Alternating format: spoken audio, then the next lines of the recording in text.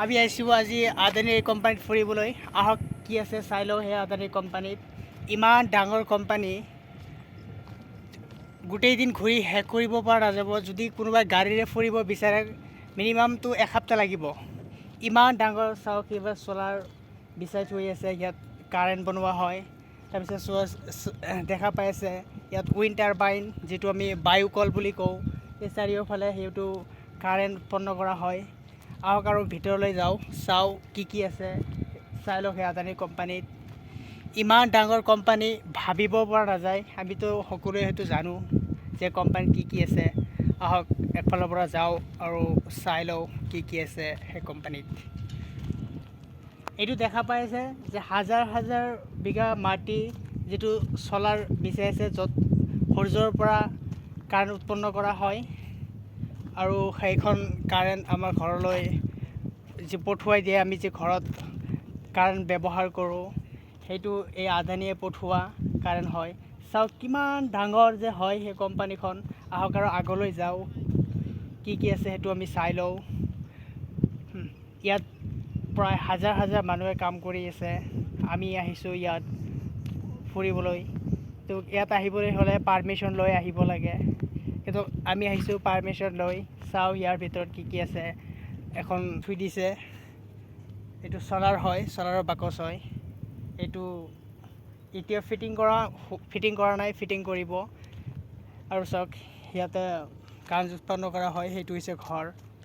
মোটামুটি 1 কিলোমিটাৰৰ ভিতৰত 3-4টাকৈ য'ত কাৰেণ্ট উৎপন্ন হয়, কাৰেণ্টখন ৰাখি দিয়ে। তত মানে 30 মিটাৰ বহুওৱা হৈছে, ইয়াত কাৰেণ্টখন ৰাখি দিয়া হয়। আৰু আমি চাই যাওঁ আৰু কি আছে আগলৈ। এই চাওক, এইবোৰ বিচাৰি থৈছে, সজাইছে। সেইবোৰৰ মাজত সেই চ'লাৰবোৰ বিচাৰি দিব, য'ত কাৰেণ্ট উৎপন্ন কৰা হয়। ইয়াত চাওক প্ৰায় হাজাৰ হাজাৰ বিঘা মাটি বহুওৱা হৈছে চ'লাৰৰ বিষয়ে। চাওক কিমান ডাঙৰ।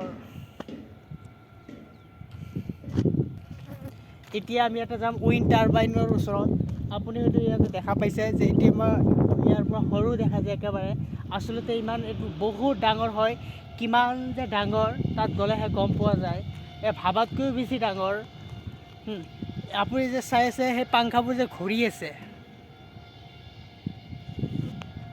দেখা পাইছে পাংখাবোৰ যে ঘূৰি আছে, এই পাংখাবোৰ কিমান ডাঙৰ। আমি তাৰ ওচৰলৈ যাওঁ, আহক চাই লওঁ তাত কি আছে।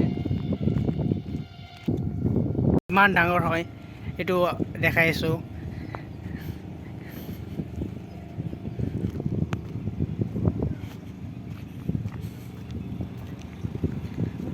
চাই লওক এইটো কিমান ডাঙৰ হয়। এটা ফ্ৰেণ্ড যে ঘূৰি থাকে, চাই লওক।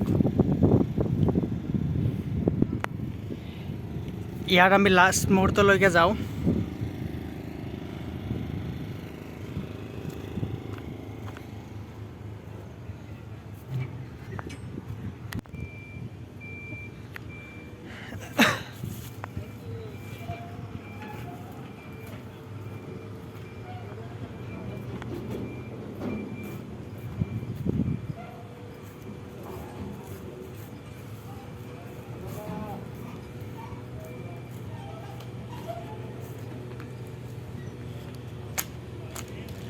এয়া চাওক, আমি ভাবিবই পৰা নাই যে এইটো ইমান ডাঙৰ হয়। ভাবাতকৈও বেছি ডাঙৰ। এই মাথাৰ পৰা এই মাথালৈ আহিলে, খোজকাঢ়ি আহিলে 2 মিনিট সময় লাগে। আহক আমি এই ফেনটোৰ বিষয়ে জানি লওঁ। এই ফেনটোৰ ডায়মিটাৰ হৈছে 160 মিটাৰ, ৰেডিয়াছ হৈছে 80 মিটাৰ, আৰু এৰিয়া, যাক আমি ক্ষেত্ৰফল বুলি কওঁ, 3.14 × 6400 ইকুৱেল 20,096 স্কুৱেৰ মিটাৰ। আপুনি খুঁটিটো দেখা পাই আছে। এই খুঁটিটো প্ৰায় 200 মিটাৰ দীঘল হয়। এইটো বনোৱাৰ কাৰণে জাৰ্মানী টেকন'লজি ব্যৱহাৰ কৰা হৈছে। আপুনি আইডিয়া কৰিব পাৰিবনে যে তাৰ পাৰ ডে ইনকাম কিমান হ'ব পাৰে? আদানীৰ পাৰ ডে ইনকাম প্ৰায় 1600 কোটি টকা। আমি আগতে জানিছিলোঁ যে ভাৰতৰ ভিতৰত মুকেশ আম্বানীয়ে প্ৰথম ধনী ব্যক্তি আছিল। 2024 চনৰ গভৰ্ণমেণ্ট ডাটা অনুসৰি আদানী হ'ল 1 নম্বৰ ধনী ব্যক্তি। চাওক ইয়াত আৰু দেখাত বহুতখিনি আছে, যদি আপুনি গোটেই দিনক ঘূৰি ফুৰিব বিচাৰে তথাপিও ঘূৰি ফুৰিব শেষ কৰিব নোৱাৰে। চাওক ইয়াত এইটো যে ঘূৰি আছে, আপুনি এটা আইডিয়া কৰিব পাৰেনে যে 1 পাকত কিমান টকা ইনকাম হয়? এইটো 1 পাক যে দি থাকে উইণ্ড টাৰ্বাইন, যিটো আমি বায়ুকল বুলি কওঁ, এই বায়ুকলটো 1 পাকত 6,000 টকা ইনকাম কৰে। তো এনেকুৱাকৈ ইনকাম কৰিলেতো 6,000 টকা ইনকাম হ'বই। 120 फुट का 20 मीटर से ज़्यादा होगा। 120 मीटर से ज़्यादा होगा। कभी लिखा होगा ऐसे उठाता कैसे उठाता है?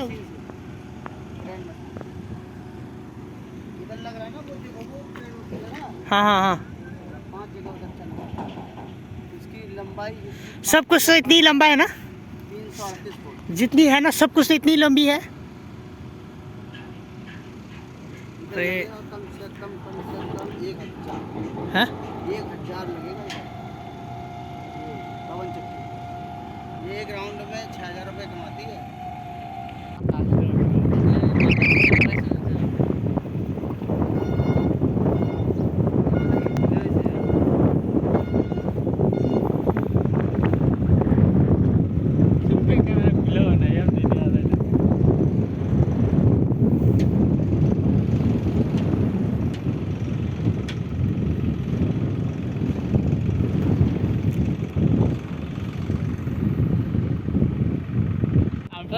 আচ্ছা তুলো তো আমরা দুইজনে ওই আসো